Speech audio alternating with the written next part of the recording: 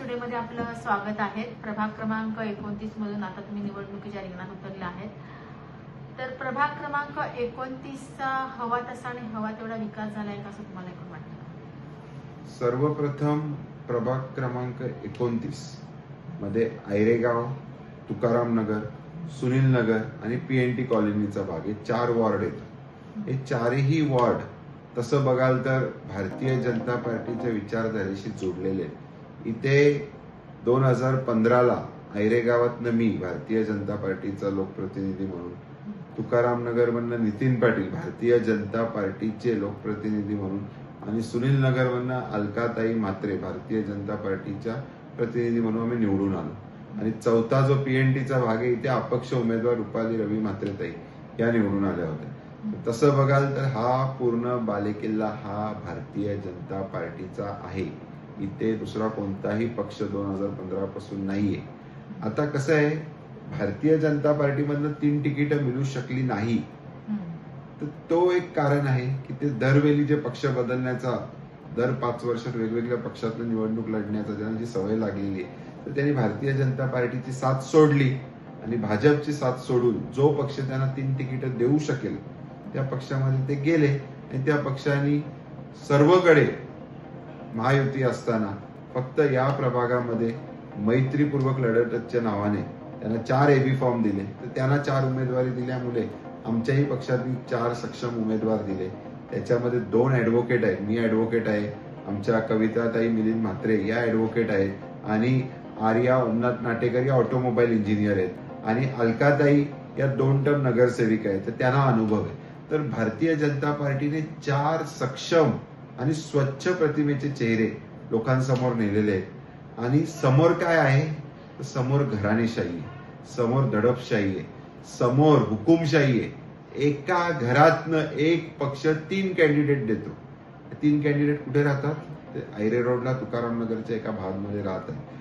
संपूर्ण आयरे गावातनं कोणी कॅन्डिडेटच उभा नाहीये। आयरे गावातनं एकमेव कॅन्डिडेट उभा आहे मंदार टावरे, बाकी सर्व एका घरातनं एका भागातनं उभे आणि आयरे गावामध्ये कोणी प्रतिनिधित्व करावंच नाही असं त्यांना वाटतंय। त्यामुळे ते त्यांची निवडणूक घराणेशाही पद्धतीने लढतायत, आम्ही आमची निवडणूक लोकशाही पद्धतीने लढतोय।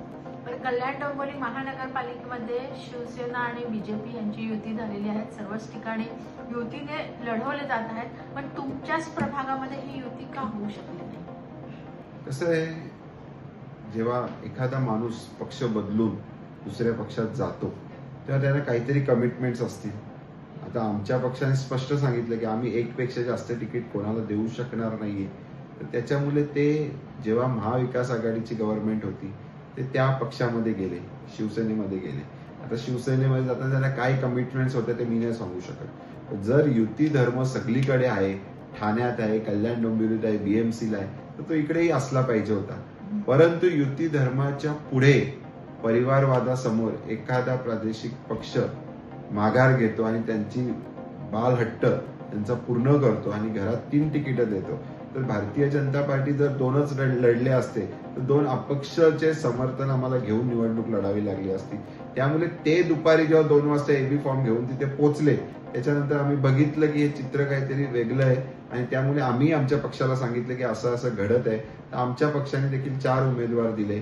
नंतर माघार घ्यायचे जेव्हा 2 दिवस होते तेव्हा आमचे दोन्हीही कॅन्डिडेट्स अलकाताई म्हात्रे आणि कविताताई या दोघीही एबी फॉर्म घेऊन आपलं माघार घेण्याचा अर्ज घेऊन तयार होत्या। जर समोरच्यानी मागे घेतले असते तर आम्हीही घेतलं असतं, परंतु 1.5-2 दिवस ते नॉट रिचेबल राहिले, फोन बंद करून राहिले, कुठेही अवेलेबल नाही राहिले आणि असं करून 3 वाजून गेले आणि फॉर्म मागे घ्यायची वेळ निघून गेली आणि आता ही निवडणूक होत आहे। काहीच हरकत नाहीये, आम्ही विकासाच्या अजेंड्यावर ही निवडणूक लढत आहे। लोकांना पहिल्यांदा दरवेळी महायुती असल्यामुळे दरवेळी धनुष्यबाण एकच चिन्ह बाकी पॅनलमध्ये वोटिंग करायला मिळतोय। फर्स्ट टाइम पीएनटी सारख्या भागामध्ये 25 वर्षात कमल समोरील मतदान करायला नागरिकांना मिळणार आहे। आमच्याही इलेक्शनला 2015ला कमल लोकांना दाबायला मिळाला होता, त्यानंतर विधानसभा 2दा झाल्या, लोकसभा 2दा झाल्या, 4ही वेळा धनुष्यबाणाला महायुतीच्या उमेदवाराला आम्ही निवडून देतो, कमल समोरील त्यांना चिन्ह कधी दाबायला भेटत नाही। त्यामुळे मतदार खूप आनंदाने 15 तारखेची वाट बघत आहे की लोकशाही पद्धतीने चालणाऱ्या चारही भागातल्या चारही सुसंस्कृत आणि सुशिक्षित उमेदवारांना निवडून द्यायचे आणि या पॅनलमध्ये 100% भाजपचा कमल.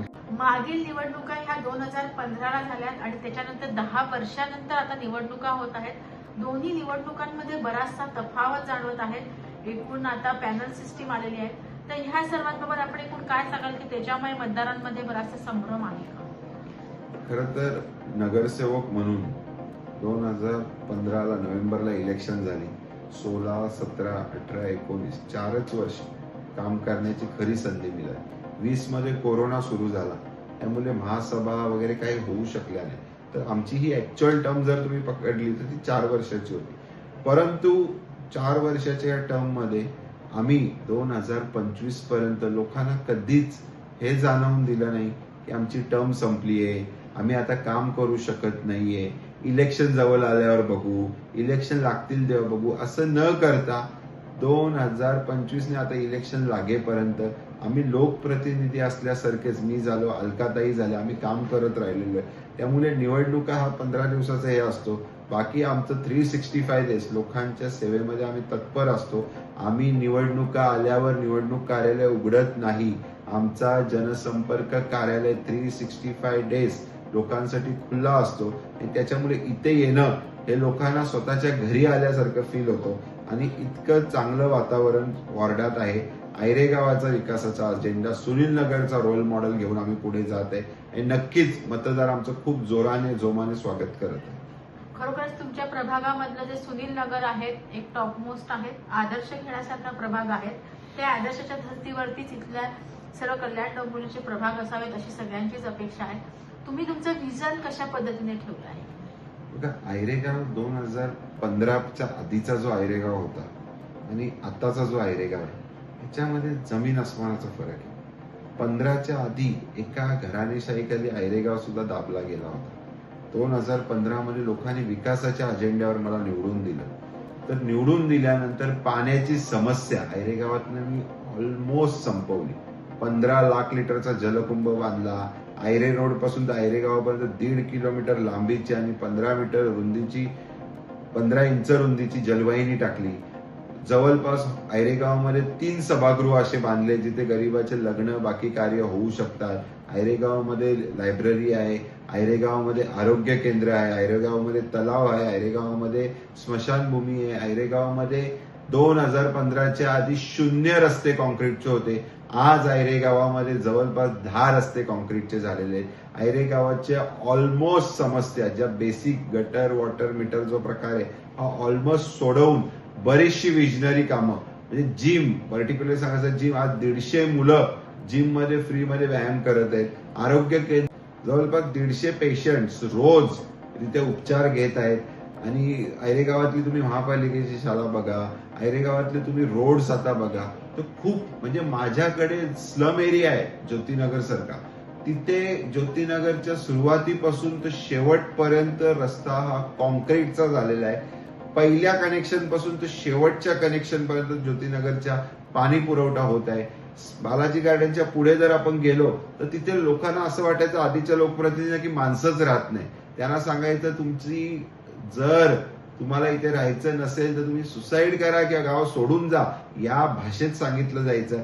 आज तुम्ही जाऊन तिथली परिस्थिती बघा. कॉन्क्रीट रोड आहे, रस्त्याच्या बाजूला गटर लाईन आहे, 6 इंचाची पाईपलाईन आहे आणि 100% ज्या भागाकडे लोक पाठ देखील फिरवत नव्हती त्या भागाला आम्ही नव्याने उभं केलं आणि जवळपास तिथे 1000-1200 कुटुंब आज आयरेगावमध्ये स्थिर झालेले आहेत आणि आनंदाने तिथे राहत आहेत. इथली तर सध्याची लढत आहे ही प्रतिस्पर्धी सुद्धा आहे, तर तुम्हाला ही लढत कशी वाटते? एक मैत्रीपूर्ण वाटते का एक अटीतटीची वाटते आहे? बघा, मैत्रीपूर्वक लढत कधी होते माहिती आहे? जेव्हा 2 निष्ठावंत एकमेकांच्या विरुद्ध लढतात.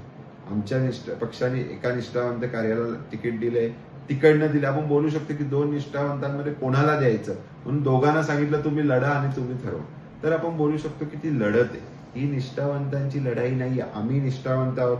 2015ला ज्या चिन्हावर उभे होतो आजही त्याच चिन्हावर उभे आहे आणि समोर दर इलेक्शनला पक्ष बदलणारे, दर इलेक्शनला विचारधारा बदलणारा कुटुंब उभा आहे.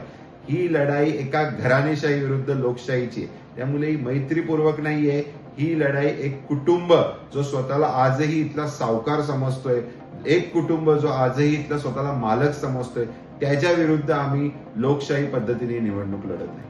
पण तुमची सामाजिक व राजकीय वाटचाल कशी झाली?